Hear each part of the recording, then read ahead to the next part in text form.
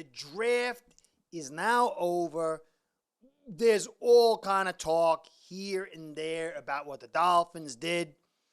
I'm a little slow, and I'm kind of getting what is the popular stuff. It's just everything the Dolphins do is awesome. Or, at certain points, it's the worst ever, and this guy totally sucks. And it seems to be that's the general venue of coverage.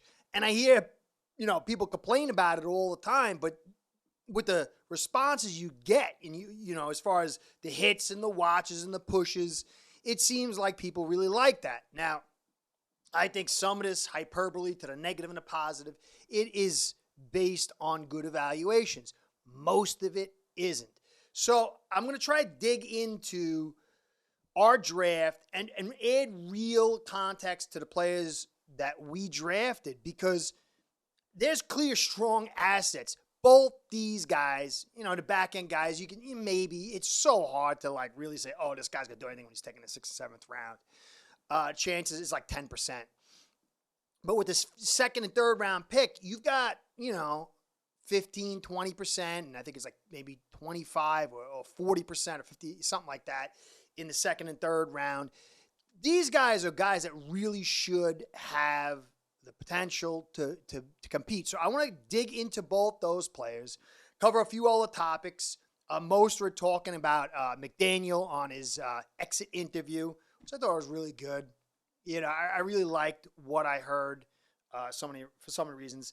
I want to talk about undrafted free agents. There's a load of them that we signed, and I hear people saying, well, this guy, I want to just kind of add some reality to that and talk about one of our last undrafted free agent on the offensive line who actually played for us, what happened to him. I just found it out digging through this stuff. It's kind of sucked. And then some little side talks about, the fifth-year options not being included on Noah and Jackson, and no ping-pong table, just for some fun talk. Before I get into the show, though, I wanted to say it, but I was really trying to stay the evaluator. But, man, didn't my man Teron look good making a pick the other day? Whoa, what a sharp cat. I really, really hope that he has a full season for us. He's such a good guy, such a tough guy, such a critical, absolutely critical piece for us. Man, isn't he snazzy? I can pick him. That guy is wonderful, man. I just looked good, huh? Wish I looked that good. Anyway, thanks for stopping by. I want to give you a shout out to Ace-Spread, my sponsor. Without you, this show ain't going down. Ace-Per-Head's betting software is the premier white label platform for bookies to manage their players and grow their sportsbook operation. Click the link in the description below to get set up in minutes. Ask for the Curtis promo and get a special introductory discount. All right, now, aside from my man Theron looking awesome, he looked better than he plays. I had to get back into that one last time. I'm going to go do the small little stories first. I'll have chapters so you can do your whole thing. No option on Jackson and Noah. I mean, it immediately says when you spend 2 first-round picks, this is bad news. Now, I do believe that Jackson has a chance. I see some people saying that they think he's going to pull. I mean, maybe, but nothing you've seen so far on film says that he will. And so we didn't give him the 5th-year option, and we didn't bring anybody in to compete with him and replace him next year. People are like, well, we'll just draft our tackle next year.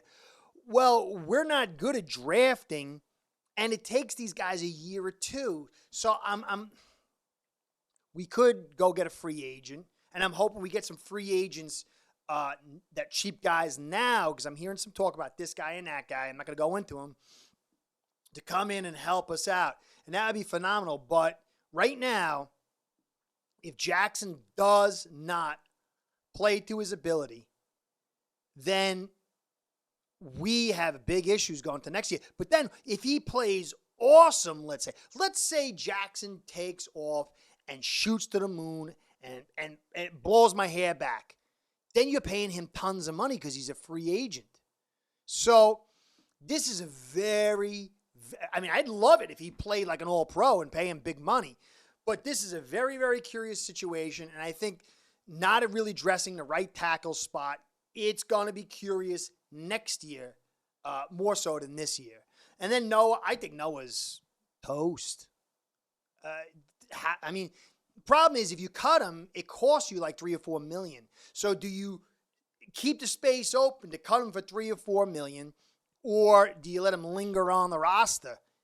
If he doesn't pick it up, and these two are bad situations, not the end of the world. I wanted to start off with this because it's just the most obvious. And then the ping-pong table, I'm glad it's gone. I thought I didn't like what Tyreek did last year. McDaniel came out saying, the leadership stepped up and got rid of the ping-pong table because it was distracting. And then Tyreek comes up. He's like, oh, no, I'm just buying a better one. I thought Tyreek, after hearing McDaniel say that, should have just been like, listen, guys, I don't want to make my coach look stupid. Let's keep this ping-pong table away. But now that we hear it's gone, it's good news. But then it also says that last year was kind of a mistake. Good in one regard and annoying in another, but very good. It's gone. Okay, so then you undrafted free agents. I'm hearing, we got this guy, and this guy, he's going to fill, and he's going to play the guys. Kader Kohu was an epiphany. He's a rare thing. And offensive lineman, it's ultra rare for Miami to find a guy. I went looking, and I couldn't find any. The only guy I could find was Shaq Calhoun, who was Dion Calhoun. And he was bad for us, and we let him go. And sadly, I think it was last year, he was shot 4 times in a robbery. I don't know. I couldn't find out what happened to him. I hope he's all right. But, guys, it's so hard to find offensive linemen. It happens. I forgot. I can't remember who it was. Patriots found a good guy a couple of years ago in the undrafted free agency. But it's very, very difficult. If you're banking on this offensive line getting better through the undrafted free agent market, I think you need to hold back. If anybody, I'm going to do the live things, or in a future podcast, you can put in comments. Anybody, who's the last couple of undrafted free agents that we found? It's very, very low, guys. So I wouldn't be bank on that. Now, for the ascending good news, I loved hearing Mosher talk about when he went to his exit interview, as they let him walk with Mike McDaniel. Mike McDaniel was vehemently, saying, I am sorry for not running the football more. And to me, it's one thing to say, in front, I should have ran the ball. But when you're talking to your players, now you're putting on the table, hey, I screwed up, you and me. Then you bring the guy back. I got to believe we're going to try to run this football. We're going to put this ball on the ground more than we did. I think he's going to be focused on it, and I like that a ton. Now, if you look at us last year, fixing some of our problems, we were the 6th worst pass defense, 6th best run defense, and we were terrible in third down defense. We have done so much, adding Fangio and Ramsey and bringing Needham back and then signing a Cam Smith to really build this third down and passing defense up. It's clearly going to be better. It's going to clearly win us games. That's great news. I believe the draft has to be about getting better, maybe stronger in your strengths, but also bringing up those weaknesses. It's critical. The reason you lost, for the most part, wasn't that your strengths weren't strong enough. It's that your weaknesses were terrible. And that defense is going to be better, and that's really good. But then you look at our offensive line, and we gave up the 6th most pressure with 32nd least blitzes. That's bad. And I'm doing my own analytics study here, and I'm going to get them to you soon to show you how many blockers we had, to comparing how receivers went into routes, and it really will add context to how poor this offensive line was. Now, my man Teron was down. We got moving guys all over the joint. We had Little, who's little help, and Shell, who was not really supposed to be there, and on and on and on. So there was a lot of mitigating circumstances. Even with Jackson and Eichenberg, in there, and Teron healthy, it's a different story than what we saw last year. But 6 most pressures, 32nd least blitzes, are yards before contact with 22nd least. The great news, and this is what goes back to Mostert, McDaniel, we were 14th best in yards after contact. A lot of that was Mostert. Mostert's a darn good runner. I like this guy so much. Shame he's a little bit old in the tooth.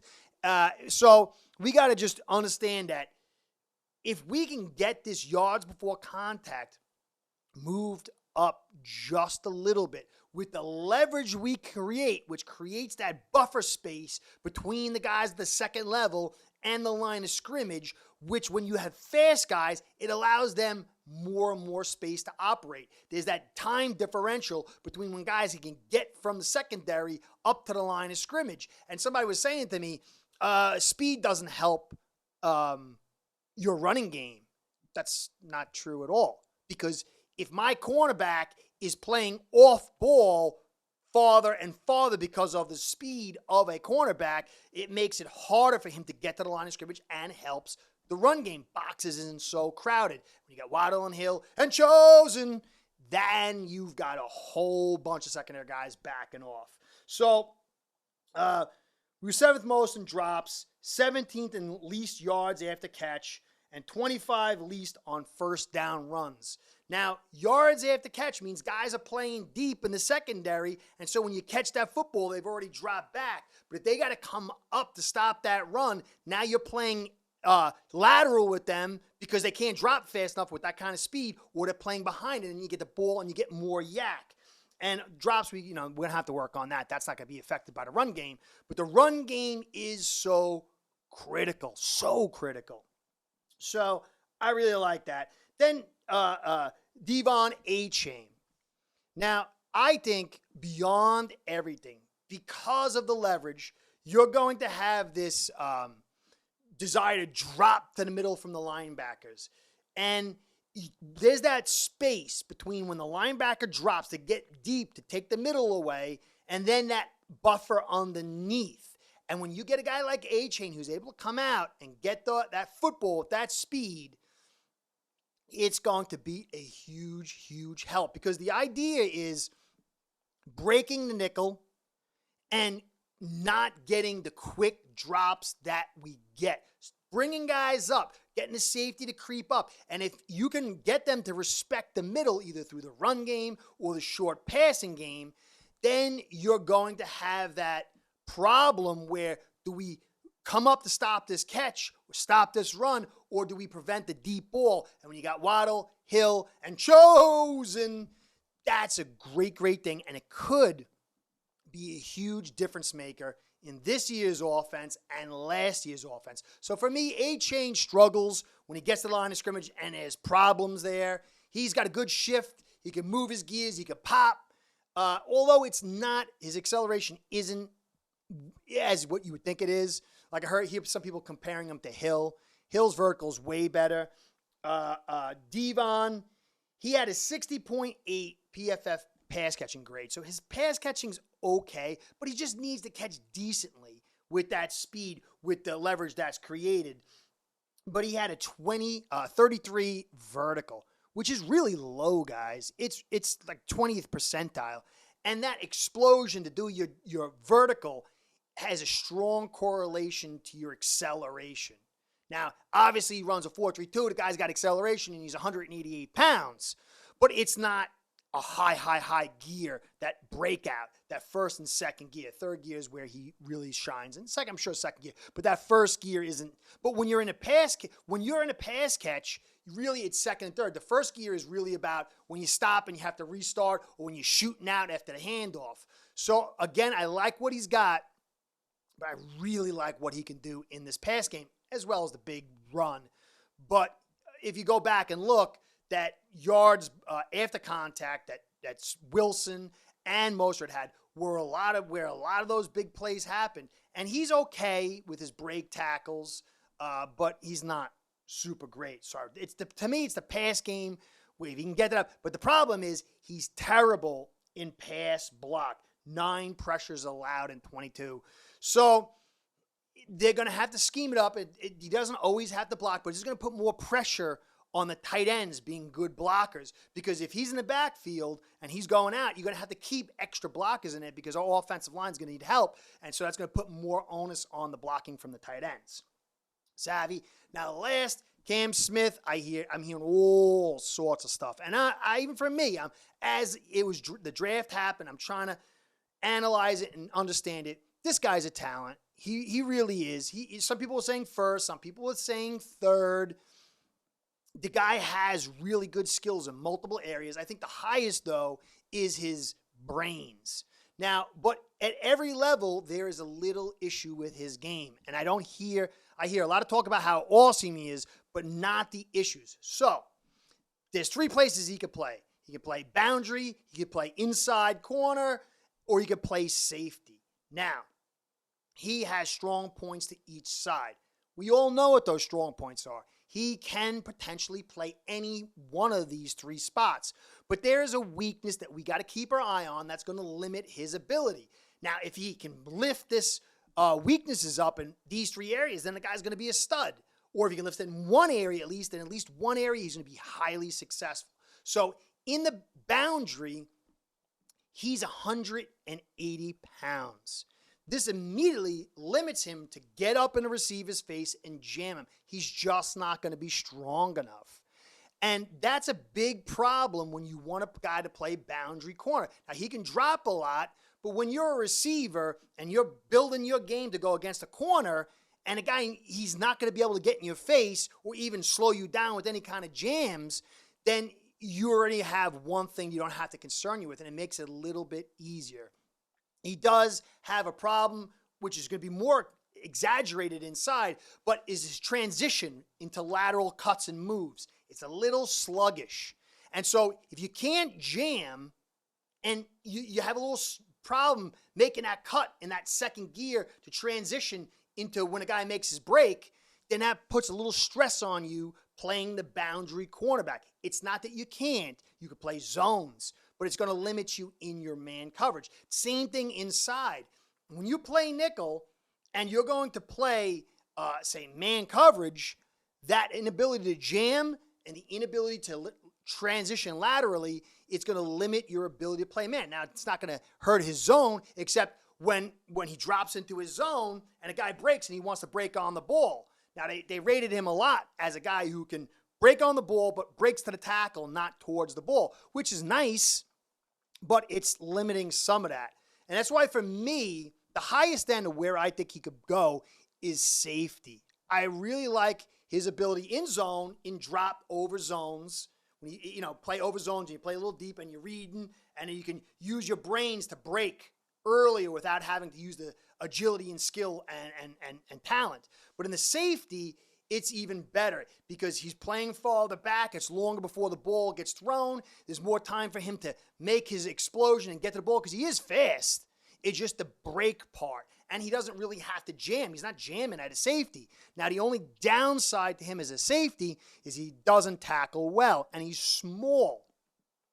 All these things can be mitigated by Fangio, who's brilliant in strategy and tactics. So it's not to say this guy sucks. No, it's just you've got to understand his strengths and his weaknesses when you're trying to eval the player. Guy has loads of strengths, but at each level, there's something we have to pay attention to. And it'll be interesting in our evaluation of him and Fangio how he's used. He can be used at all 3 levels depending on the call. And the beautiful thing is when he's on the field, offensive coordinators are not going to know exactly. He could play wide and drop and have a certain zone coverage. Then they'll have to make the quick read for it. And then he could play safety and he could play nickel. And you could bring in Ramsey, who could do the same thing, and then it begins the chess match for the quarterback to try to figure this all stuff out. The more stuff he has to figure pre-snap, the slower it is for him to get the ball off, and the slower he's going to be on post-snap recognition. So there's a really good side to this, but then there's the underneath reality that I'm not really hearing too much. So overall, these picks were good. And where we're at is good. But we have to hope that somehow that this offensive line stays healthy, picks up, gives us a run game, and Fangio finds a way to use him, and Cam can figure it all out, and then Achane can get that pass-catching ability over to center or pop a couple where you can start bringing safeties up and bringing the defensive backfield up. We truly have potential. But the talk that I'm hearing it's a little bit hyperbole, I would say, based on what the reality is. The potential is there. The possibilities are there. But this will be a dogfight. And it's going to take McDaniel and Fangio and the players being at their best, dialing up their best. And so this draft might not have been the draft we wanted. But there is a lot of potential to it if it's used properly. And obviously this offensive line responds and steps up. So that's about it. Going to do the live tonight. Going to dig into the AFC East as a total, focusing obviously on the Dolphins. I'm going to cover all the teams, really go over a couple things. So I hope you join me there tonight. Guys, be excited, be hopeful, but try to be realistic. Okay? Curtis saying, catch you next time. Be well. Go Fins.